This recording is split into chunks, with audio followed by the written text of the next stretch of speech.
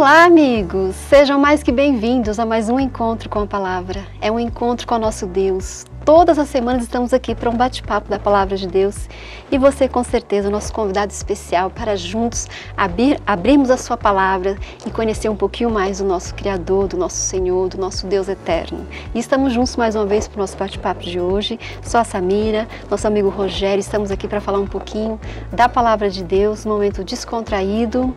E continuamos aí com o nosso estudo, o estudo de João. Estamos aí nos maravilhando, né, com as histórias sobre Jesus.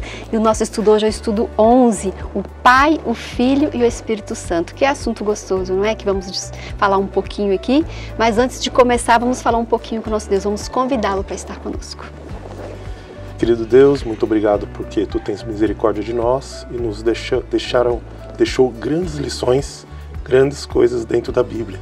E porque também nos enviaste o Seu Filho para que possamos conhecer-Te melhor. Nos abençoe agora e abençoe também as pessoas que estão assistindo. Isso que eu peço em nome de Jesus. Amém. Amém. E o nosso tema de hoje, como eu já disse, é o Pai, o Filho e o Espírito Santo. E o texto relevante para ficar gravado aí, você pode acompanhar conosco, que está em João 14, 26, que diz assim: o Consolador, o Espírito Santo, que o Pai enviará em meu nome, esse ensinará a vocês todas as coisas e fará com que se lembrem de tudo o que eu lhes disse. Maravilhoso esse texto, né? O Evangelho de João é um mosaico de temas. João usa sinais ou milagres para mostrar que Jesus é o Messias prometido pelos profetas. Também apresenta as declarações que começam com as palavras "Eu sou", para apontar a divindade de Cristo. Durante séculos, os seres humanos buscam compreender plenamente a natureza da Trindade. João nos diz que, se quisermos compreender a Deus, devemos olhar para Jesus e para o que foi revelado na palavra. E a lição dessa semana examina como o Evangelho de João apresenta o Pai, o Filho e o Espírito Santo. Vamos ver então o que é isso, né? É uma pessoa, são três, como é que é, né, Rogério? Vamos entender um pouquinho sobre isso, dessa verdade maravilhosa que Deus tem para nós. E o Evangelho de João é descrito do ponto de vista de toda a narrativa bíblica, que começa com as nossas origens, né? No princípio, Deus criou os céus e a terra. Ou seja, em outras palavras, né? No princípio, o Pai, o Filho e o Espírito Santo criaram os céus e a terra juntos, estavam ali. Eles são a fonte de tudo que existe. Eles criaram o universo, incluindo todos os seres que habitam. E o propósito de Deus ao criar a humanidade era que vivêssemos em harmonia, amorosa uns com os outros, com Ele e uns com os outros. Mas, infelizmente, né, houve uma ruptura. Infelizmente, o pecado ele trouxe essa quebra, né, de relacionamento entre seres humanos e a Trindade. Né? E o pecado, ele distorce, né, a imagem e o caráter de Deus. Infelizmente, o pecado também destruiu essa imagem. Mas aí, Rogério, o que João nos diz sobre a imagem de Deus? Como a Bíblia descreve Deus Pai, uma vez que o pecado distorceu? Como é que a gente vê aí? Então, como é que a Bíblia nos ensina? Vendo a sua leitura, dá para falar muita coisa. Com certeza. Então, toda vez que fala que é Deus, está falando da Trindade. Então, a Trindade é fonte de tudo que existe. O propósito da Trindade é que o ser humano vivesse em harmonia e ele criou todos os seres, enfim. Né? Aí Lúcifer, né, o nosso inimigo, ele trouxe o pecado ao mundo e ele causou a ruptura do homem com Deus e ele distorceu o caráter de Deus. Sim. E aqui que é o ponto. Por que é tão importante essa pergunta de como é o Pai? Sim. Né? Porque Jesus, quando veio aqui, ele assumiu a forma humana, né? E ele fez o seguinte, com isso ele foi a maneira mais didática que existiu, né, de como é o Pai. Exatamente. Então como é que foi descrito o Pai na Bíblia? Né? Ele foi descrito como Jesus. Então falam o seguinte, quem me vê a mim, me vê ao Pai. Né? Então a imagem de como é o caráter de Deus é como foi Jesus aqui na Terra. Né? Então, ele é o Pai amoroso, que ele enviou o seu Filho para salvar, ele julga para salvar e não para condenar, né? Ele cuida do filho, né? Cuida de nós como nossos filhos. Uns dias atrás, o João, a gente voltou de um acampamento, né? E depois do acampamento ele ficou muito doente, bem doentinho. Nossa. O João é meu filho, não o João e assim, ele ficou doente e tal, ele começou a ter uma crise alérgica e tal, e também estava com febre, daí a gente, nossa, vamos lá levar ele no hospital. A gente saiu 2h30 da manhã do hospital. Só pai, né? Só. Só pai faz essas coisas, então o pai cuida. Claro. Então assim como eu cuidei do meu filho junto com a minha esposa, nós fomos lá, né? Deus cuida da gente, Ele se interessa por nós. Com certeza. Né? E assim, e a gente também ensina o João, né? Então a gente ensinou a andar, a gente ensinou a falar, de vez em quando tem os exercícios de matemática que eu tenho que relembrar junto com ele, né? Então ele nos ensina, assim como Deus nos ensina. Né? E ele também, ele concede os nossos pedidos. Né? Um tempo atrás, o João me pediu um presente que era caro, né? E esse presente caro era caro. Né? E daí a gente falou, não, vamos ver, né? Vamos ver se tem as possibilidades. Sim. Aí, de repente, eu tive um pouco mais de dinheiro, que surgiu uma coisa legal lá, consegui um pouco de mais. O que eu gastei esse dinheiro? No presente do menino. Né? Então, assim, e tem um texto bíblico que o próprio Jesus fala, né? Se vocês que são maus, se seu filho pede pão, você vai dar pedra no lugar? Claro. Ou se seu filho pede peixe, você vai dar cobra no lugar? Então, Deus é descrito dessa maneira, o Deus Pai, o próprio nome está dizendo, Ele é Pai. Né? E os nossos pais, claro que o mundo de pecado também distorceu a imagem de alguns pais, que alguns pais não são dessa maneira, infelizmente. Mas a regra de tudo isso é que o pai seja um bom pai, né? Que o pai mostre amor ao seu filho. Né? E nós somos filhos que estamos em apuros aqui na Terra. Né? E Jesus veio aqui, então ele falou, vamos entregar o meu filho, né, para que possamos ser salvos. Então nós estamos em apuros. Então o pai larga tudo para ir lá atrás do seu filho para salvar. Então é assim. E que maravilha, né, Rogério, que a Bíblia é maravilhosa, né? Ela tira todo esse mal entendido aí, né, que o pecado trouxe sobre o caráter de Deus, dizendo que era um Deus rancoroso, um Deus que tem prazer, um Deus irado, né? Infelizmente, com a entrada do pecado, tudo foi distorcido, né? Inclusive, Jesus veio revelar o Pai, mostrando que nada disso. Deus é o Deus da misericórdia, é o Deus da graça e é o Deus do amor, porque Ele é o amor, né? Ele não representa amor, Ele é o próprio amor. Tudo o contrário do que possam falar, Deus não muda. Deus vai ser sempre o mesmo. Um Deus amoroso que cuida dos filhos. Um pouquinho disso é o que a gente falou dos nossos filhos, né? Quando você é pai ou é mãe, você entende o verdadeiro amor.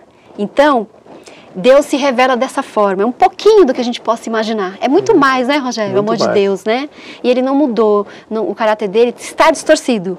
Mas Jesus vai revelar quem é o verdadeiro Deus. Exatamente. E como a gente já falou, né, Rogério? Tudo foi...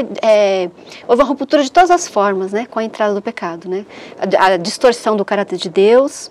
E houve também uma ruptura do relacionamento entre nós e Deus. E que ruptura foi essa? E o que mostra que Deus sempre corre atrás de nós. Pois é. Está sempre correndo atrás de nós, né? E não o ser humano que vai atrás de Deus, mas sempre nós vamos atrás... Aliás, sempre Deus vem atrás da gente, né? Exato. O que mostra isso aí em João pra gente? Então, o pecado nos separou de Deus. Sim, totalmente, né? E Deus... Achei interessantíssimo uma frase aí da lição, que Deus ofereceu uma saída, mesmo que ninguém aceitasse.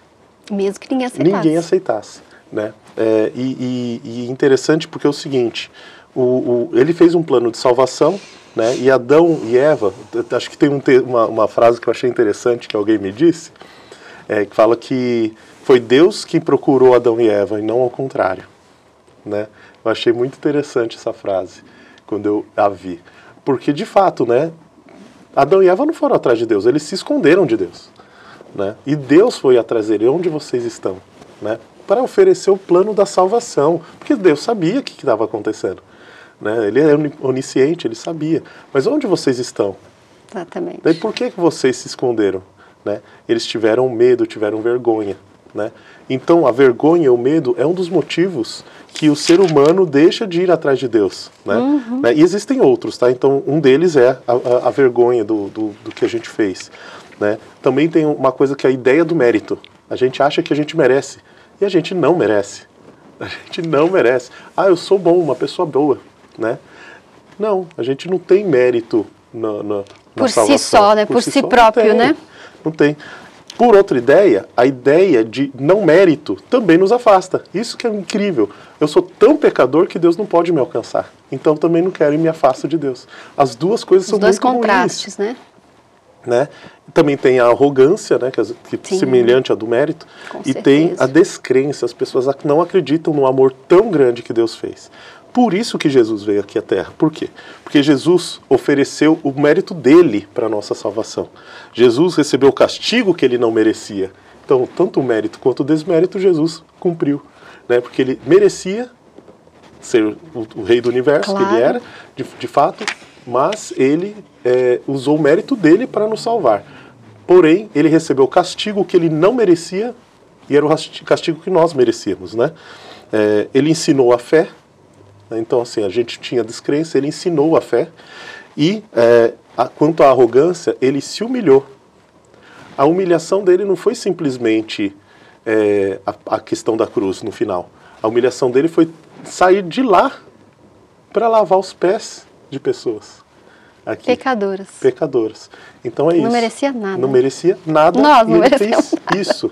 Ele fez isso. Ele chegou no nível de usar o mérito dele, receber o castigo que não merecia, ensinou a fé e se humilhou para poder nos resgatar. Com certeza. Deus é tão fantástico, tão maravilhoso, como a gente já comentou aqui. Embora o ser humano está sempre caindo, Deus está sempre correndo atrás de nós. Isso prova, né? A Bíblia nos prova que Ele está sempre correndo atrás e quis resolver esse problema que o pecado trouxe. Sabe por quê? Porque Jesus, Ele ama. Ele tem prazer em se relacionar com as suas criaturas. Jesus não ama tanto que Ele não quer só morrer. Ele quer conviver conosco. Ele quer ser íntimo de nós. E Ele veio tirar essa roupa. Sabe o que o pecado quebrou? Ele veio restaurar através da sua morte, né? Ele veio restaurar porque Ele queria se relacionar. E hoje você pode ter um contato pessoal com Cristo. Hoje você pode conversar pessoalmente com esse Deus. Você não precisa de intercessores, não é verdade? Verdade. Você pode ir diretamente a Jesus e falar, e conversar, e se relacionar com esse Deus, porque é um Deus todo-poderoso. É o Deus que criou os céus, a terra, mas também é o Deus que tem prazer em se relacionar com suas criaturas, que ama estar conosco e que almeja o seu convite para estar com Ele. Porque, olha, Jesus é tão maravilhoso que Ele também não força, né? Não. Jesus, Ele te convida, Ele quer ser chamado por você para se relacionar. Esse é o nosso Deus. Esse é o Deus que faz de tudo para nos salvar, que corre atrás do ser humano de todas as formas, de todas as maneiras. Porque Ele é o amor, e o amor está correndo atrás do ser humano pecador. E nós carecemos desse amor todos os dias, nós precisamos desse amor para nos salvar, para vivermos nessa terra. E aí João conta mais um pouquinho, né, desse relacionamento, mas é agora de Jesus com o Pai, né? O que o Evangelho de João ensina sobre esse relacionamento fantástico, íntimo, profundo, que ao ver um a gente vê o outro. Como é que é isso, Rogério? Pois é, quem vê a mim, vê o Pai.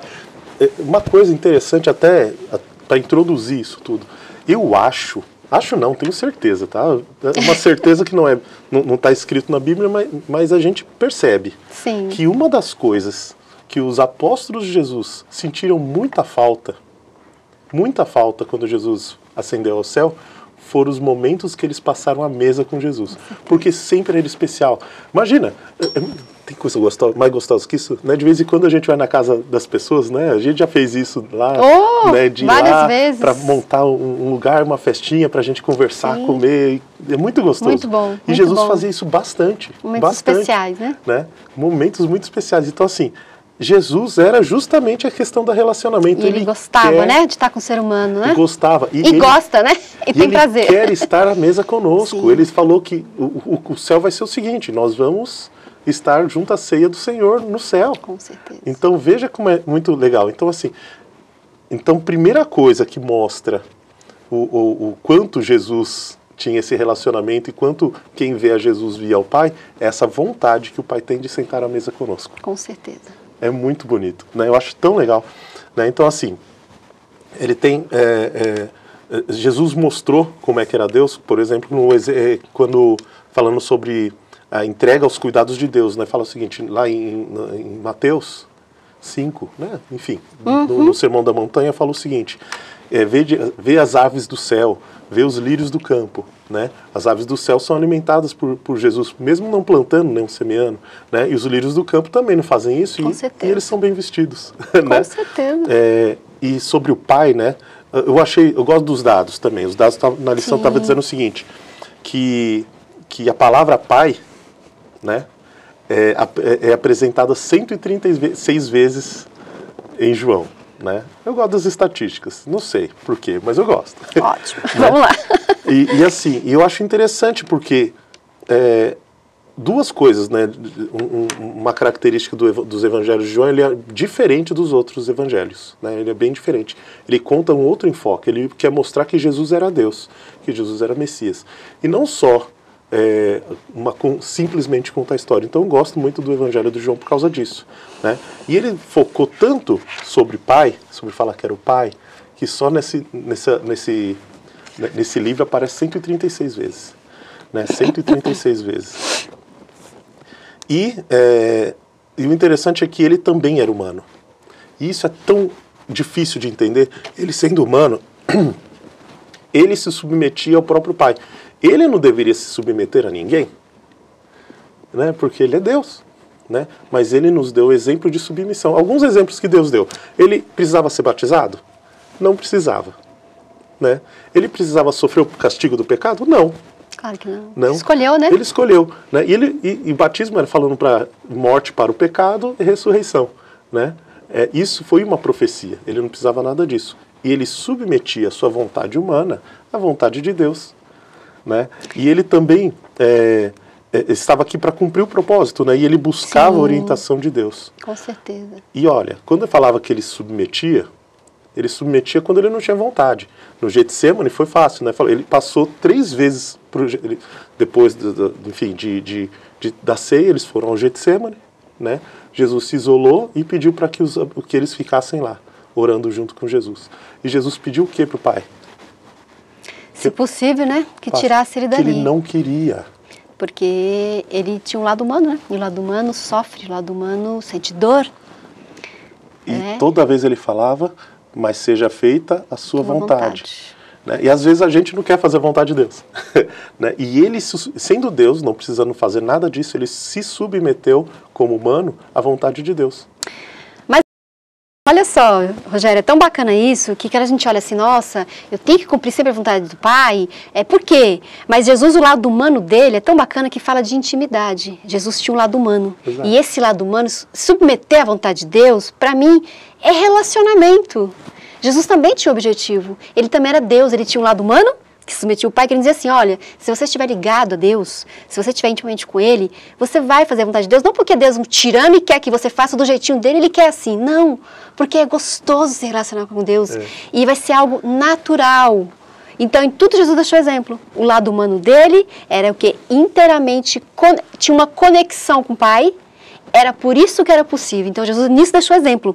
Como ser humano, ele estava ligado ao Pai, e as coisas aconteciam. E eu mesmo, ele deixou pra gente, você também pode estar em conexão com Deus e as coisas vão acontecer natural. Mas Jesus também, por pior que fosse, né, sofrer ali no Getsemane, ele tinha um objetivo, porque tinha um lado Deus que aceitou se entregar por nós, né? Então era um conflito que nós nunca vamos entender. O lado humano de Jesus e o lado Deus. Mas o lado humano deixou um exemplo fantástico. Esteja em conexão com Deus e as coisas vão acontecer natural, porque quem faz algo em nós não é nós mesmos, por nós mesmos. Essa conexão, essa ligação íntima com o Salvador. E aí as coisas não vão ser... Vai ser uma forma de você entender quem é o Pai. Exato. De você entender quem é Deus. Que não é esse Deus tirano que as pessoas dizem muitas vezes. Que Deus te deixa sofrendo, que Deus é mau. Não é isso. Jesus deixou isso tão claro, né? Pois é. De forma tão singela e de forma tão íntima. Em tudo ele nos deixou esse exemplo fantástico. Esse é o nosso Jesus, que morreu por mim e por você, e que quer também se relacionar diariamente. Não entendemos muitas vezes, mas esse é o desejo dele. O Espírito Santo não é apresentado no Evangelho de João de modo tão destacado quanto o Pai e o Filho. No entanto, seu papel é crucial, o sucesso de Jesus, né? É crucial para o sucesso de Jesus. E aí, Rogério, mais uma vez, qual é a importância do Espírito Santo na nossa salvação? Pois é. Tem um texto que Jesus falou com Nicodemos, que ele fala o seguinte: é necessário que você nasça de novo, né? Esse texto é famoso. E como assim, né? Como assim, né? Eu sendo velho vou voltar ao ventre da minha mãe? E Jesus pacientemente respondeu: precisa nascer da água e do Espírito, né? Então, justamente, na verdade, o que faz o Espírito Santo é justamente nos possibilitar um novo nascimento, né? Ele produz a nossa mudança de vida, ele ensina a verdade, ele dá o testemunho de Cristo e convence o mundo. Por exemplo, um exemplo muito interessante foi Zaqueu, né? Jesus estava diante dele e não disse uma palavra. Essa palavra, antes de Zaqueu falar: eu vou vender tudo o que tenho e fazer tudo mais, né? E vou dar aos pobres e vou me converter, enfim, né? Ele falou isso. Ele simplesmente falou isso, né? Só de Jesus ter falado que na casa dele, chegou lá na casa dele e ele falou isso. Quem que convenceu? Jesus não disse uma palavra. Exato. Foi o Espírito Santo. Com certeza. Né? Então é bem interessante, é isso. E para a nossa salvação é crucial. Por que será, né? Porque Jesus veio, morreu, ressuscitou. Mas e aí? O ser humano não tem a tendência de esquecer as coisas? Será que uma vez aceito para sempre? Com certeza não, né? Nós somos miseráveis pecadores e o nosso coração é miseravelmente o quê? Como é que diz? Desesperador, enganoso. Enganoso. Então, o Espírito Santo é o nosso Deus, é o Deus que veio estar conosco. Jesus disse, né? Eu vou, mas vou enviar o Consolador. E agora a missão em que nós estamos, Jesus já morreu, estou e foi para os céus. Só que ele deixou o Consolador para nós, que é o Espírito Santo, que é a terceira pessoa da Trindade, que é o nosso Deus, Espírito Santo. E que vai o quê? Nos convencer, nos lembrar de que Jesus morreu na cruz do Calvário por nós. E de que todos os dias eu preciso aceitar essa cruz, essa graça. Ele nos convence, como o Rogério disse, de todas as coisas. Mas, acima de tudo, nos convence de que somos o quê? Miseráveis pecadores e de que carecemos da graça de Deus. É imprescindível a atuação do Espírito Santo na nossa vida. Porque é Ele que nos convence todos os dias que somos pecadores. Às vezes a gente tem a tendência de esquecer que Jesus morreu por nós. Por isso, diz que nós devemos todos os dias ir à cruz. E ali refletiu o que Jesus fez na cruz do Calvário por nós. E quem entra em ação? Nosso Consolador, o Espírito Santo. Vem nos convencer de que somos pecadores, de que carecemos de Jesus. É aquele Deus que vem nos transformar, nos moldar, nos fazer necessidade de ser pessoas diferentes. Que essa conexão com Jesus, o Espírito Santo vem o quê? Vem atuar e vem transformando de forma extraordinária a nossa vida, que a gente nem percebe. Pois é. Mas é a atuação desse Deus que você também pode conversar com o Espírito Santo. Sim. Nós temos a tendência de conversar apenas com Jesus. Jesus, ai meu Deus. E aí o Espírito Santo? Podemos também convidá-lo, né? A fazer morada na nossa vida, né? Sabe quem faz muito isso? A Helena. Helena, tchau. A Helena lá da igreja, do desbravador. Eu gosto bastante dessas orações para o Espírito Santo que ela faz. E ele é o nosso Consolador, que vem nos consolar, que vem nos convencer e que vem cada dia mais falar que somos pecadores, que Jesus morreu por nós. E Ele está aqui hoje cumprindo esse papel em nossas vidas, que é o Deus Espírito Santo. E que o sacrifício de Jesus teria sido em vão se Ele não viesse convencer os corações. Então é imprescindível a presença do nosso Consolador, da terceira pessoa da Trindade, que são 3 em 1. E nesse momento da história do mundo, o Espírito Santo está aqui entre nós, nos convencendo de toda a maldade, de tudo que somos, né? E aí continuamos aqui, né? Cristo logo estaria deixando esse mundo. Ele queria compartilhar mais uma vez o amor que tinha pelos discípulos. Desejava que compreendessem a íntima relação que existe entre ele, o Pai e o Espírito Santo. E além disso, queria que os discípulos desenvolvessem o mesmo relacionamento pessoal que ele mesmo tinha com Deus, o Pai e com o Espírito Santo. A Trindade são 3, mas se tornam 1, porque é o que? Intimidade, relacionamento. E Jesus queria muito, né? E que palavras, as frases de João 17 mostram o desejo de Jesus, de que existisse esse mesmo relacionamento entre a primeira, segunda e terceira pessoa da Trindade, entre eles e os discípulos entre si. Vamos lá, tem aquela frase: para que eles sejam assim, para que eles sejam um, assim como nós somos um. Somos um. Então vamos lá.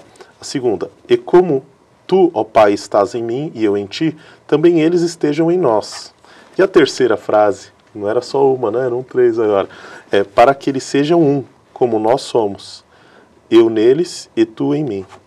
Então, olha a vontade de sermos todos um.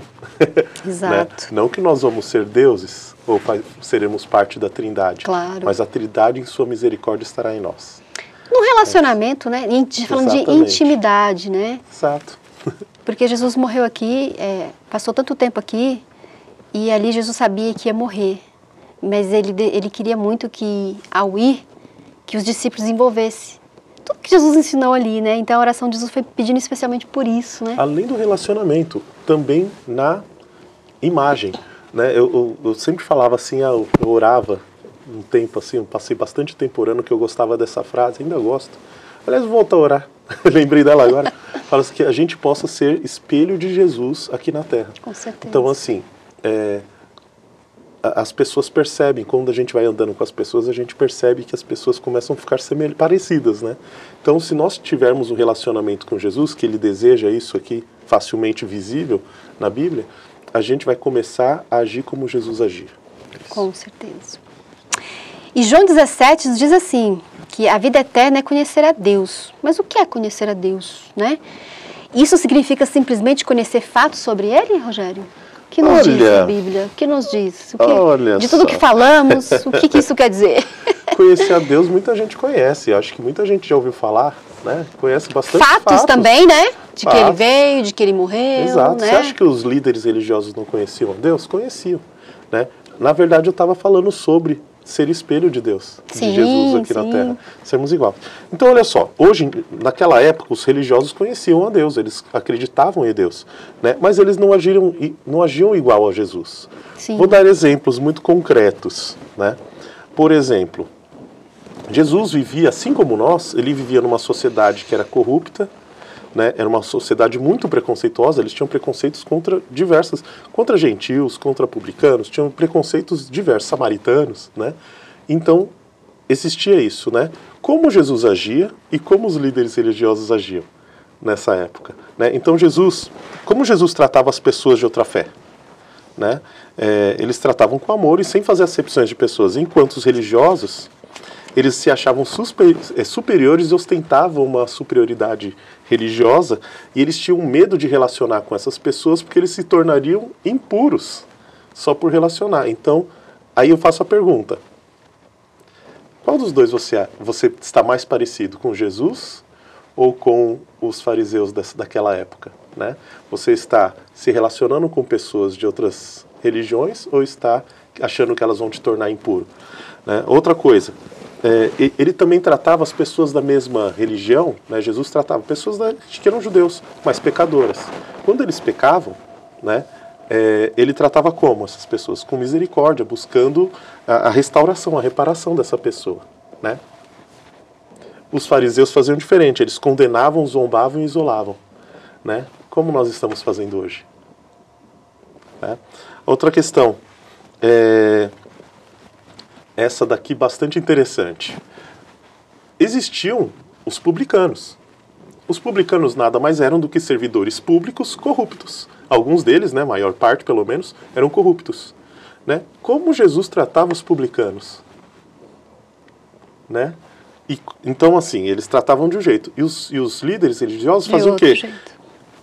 Eles eram impuros, eles eram pessoas desprezíveis e começavam a xingar e tratar mal, né? Como nós estamos agindo hoje como religiosos? Verdade. Mas conhecer a Deus é muito mais do que saber sobre fatos sobre Ele. Exato. É muito mais do que conhecer até mesmo a sua palavra. Conhecer a Deus é conhecê-lo intimamente. A vida eterna é conhecer Deus por quê? Porque quando eu entendo que Jesus morreu por mim e que quando eu aceito a graça e a cruz na minha vida, aí começa a vida eterna. Essa é a vida eterna para mim. E conhecer somente fatos sobre Jesus, sobre a sua vida, que Ele foi um bom homem, que Ele morreu por você, não basta. O que Jesus quer é se relacionar com você, é fazer parte da sua vida. Em Salmos diz que a intimidade do Senhor é para aqueles que o temem, ou seja, para aqueles que o conhecem. Se você não quiser conhecer, você não vai conhecer. Então, você pode até conviver uma vida inteira com Jesus e não ser íntima dele. Ser íntimo é se relacionar, é abrir o coração, é saber que quem é Deus, que Ele não muda, e quando Ele invadir o seu coração, você vai entender quem é Deus. E você vai conhecê-lo pessoalmente, intimamente, e Ele vai mudar a sua vida por completo. Nosso querido Deus, nosso Pai que estás nos céus, muito obrigada porque um dia Tu deixou o céu para morrer em nosso lugar. Muito obrigada porque Tu enviou o Consolador para nos transformar, nos moldar e para confirmar, Senhor, para nos lembrar de que somos miseráveis pecadores e que precisamos de Ti na nossa vida. Que possamos todos os dias viver um relacionamento íntimo e pessoal contigo, não apenas saber sobre fatos sobre Ti, mas que possamos abrir o nosso coração para saber quem realmente Tu és, para conhecer a Tua intimidade, para viver um relacionamento todos os dias contigo. E a conexão contigo, Senhor, que vai nos garantir vida, vida eterna. Obrigada por nos amar tanto. Nos dê a Tua paz e o Teu amor todos os dias, é o que nós precisamos. Em nome de Jesus, amém. Amém. Muito obrigada pela sua companhia. Continue conectados conosco. Todas as semanas estamos aí para um bate-papo da Palavra de Deus. Um abraço, fique com Deus e até a próxima semana. Tchau, tchau.